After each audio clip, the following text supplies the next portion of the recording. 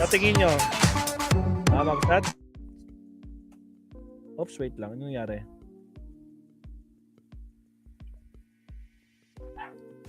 Oops, wait.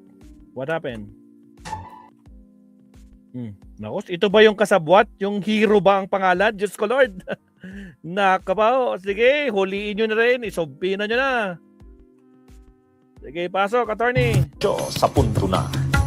Maiksi lang ang komentaryo, pero diretso sa punto. Maraming kurukuro, may tiwali, may totoo. Dito, sa puntong diretso tayo. Punto, diretso. Mayroon pa diyang isa. Actually, mayroon pa diyang isa na person of interest na ngayon.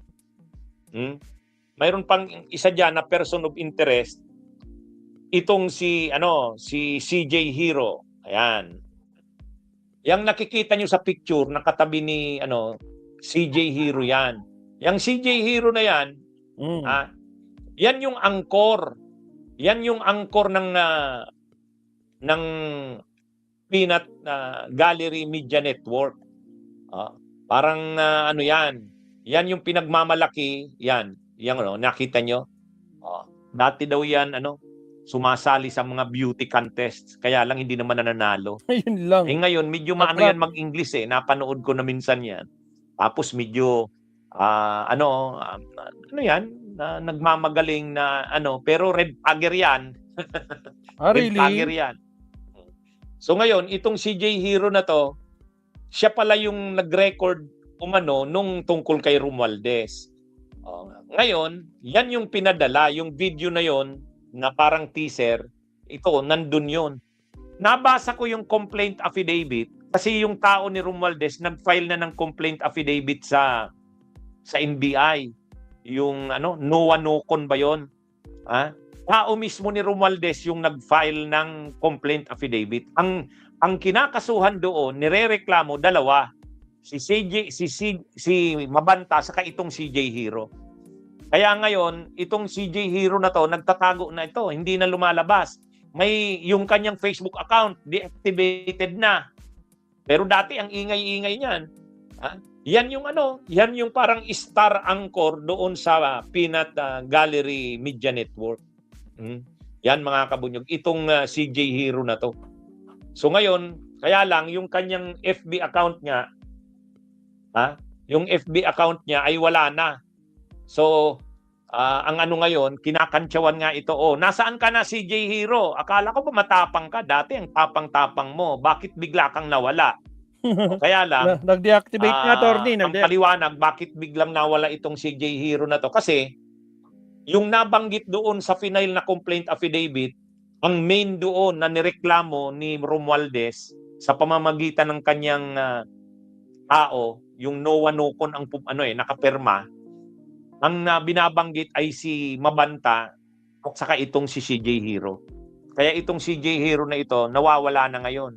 Hindi na mahagilap. Tumigil na sa pagpoprograma doon sa Peanut Gallery Media Network. Siya yung pinaka-main doon Kumbaga, main na anchor yan. Ngayon nawawala na. Si person of interest na siya ngayon Sinabi na mismo ng NBI, person of interest na itong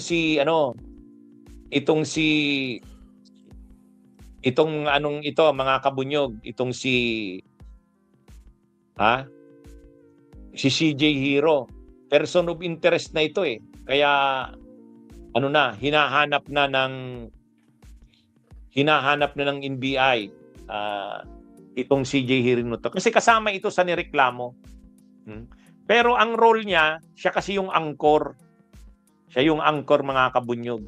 May iba pang mga anchor persons, yung ibig sabihin yung mga nagpo-programa doon sa Peanut Gallery Media Network. Nagpo-programa pa rin yung iba, pero hindi sila nagko-comment dito sa nangyaring ito. Halimbawa si James Deacon, hindi siya nagko-comment. Si Ido Manzano, hindi rin nagko-comment. Ang medyo nagko-comment lang itong si Attorney Regal Oliva sa Casigwanson. Sila yung mga nagko-comment. Pero yung iba pang mga anchors, ayaw nila, hindi sila nagko-comment.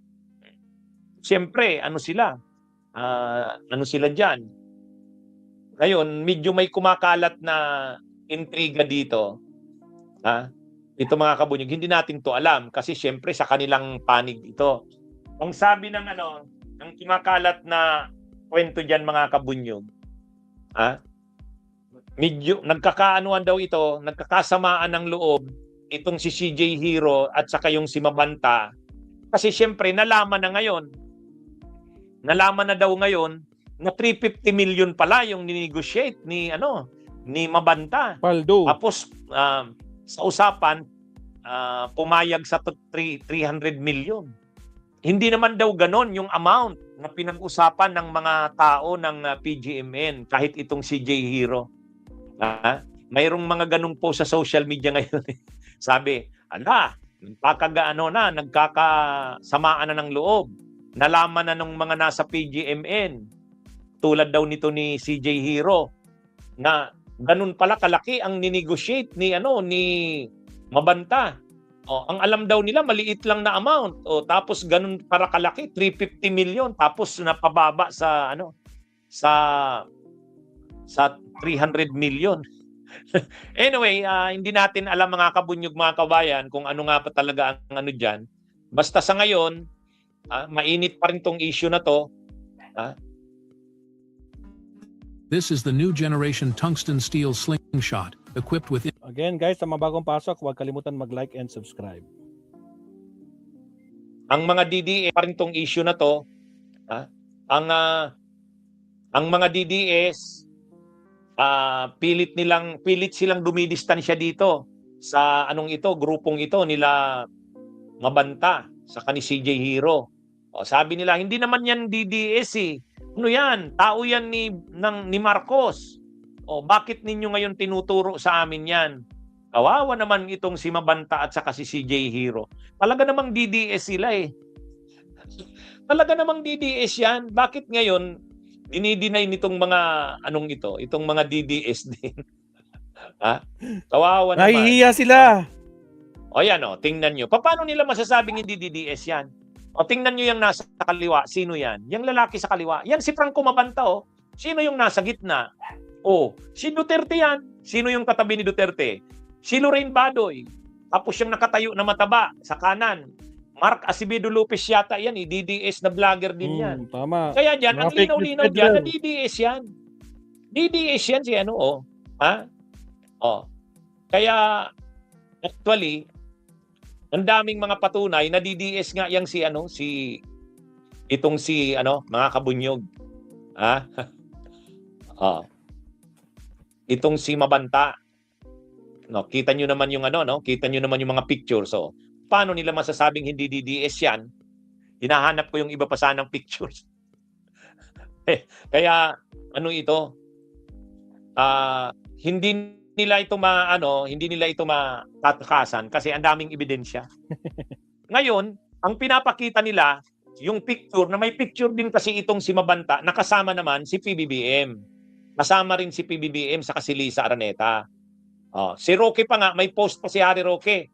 Sabi ni Harry Roque, paano nyo nasabing hindi yan tao ni Marcos? 2018 pa, Marcos na yan. Hindi, totoo naman. Noong eleksyon ng 2022, social media director daw ito ni Marcos eh. Pero bakit siya napalapit sa mga Marcos? Ay siyempre dahil sa Duterte. Alam naman natin yung unity team, nagsama yung pwersa ng Duterte at Marcos. Ay di siyempre, mga kabunyog, sa pagsasama ng Duterte at Marcos, Duterte ito, si Mabanta. Kaya nung nagsama yung Marcos at Duterte, di inadapt din ng Marcos itong si Mabanta. Kaya totoo naman, dahil nagsanib yung Duterte at Marcos, yung mga tao ng Duterte, sumuporta na rin sa Marcos. Pero ang talagang loyalty nito ni Mabanta sa Duterte, nung nag-aaway yung Duterte at Marcos, lumipat na naman siya, bumalik na naman sa Duterte. Yan yung totoong nito ni Mabanta.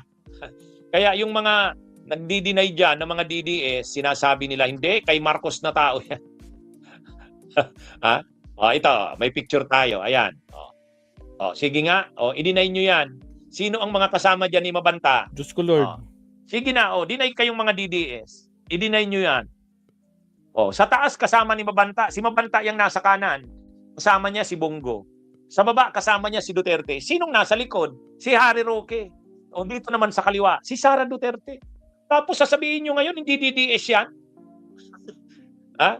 Kawawa naman itong mga DDS na ito. Pag nagkakaproblema, dinideny ng mga DDS.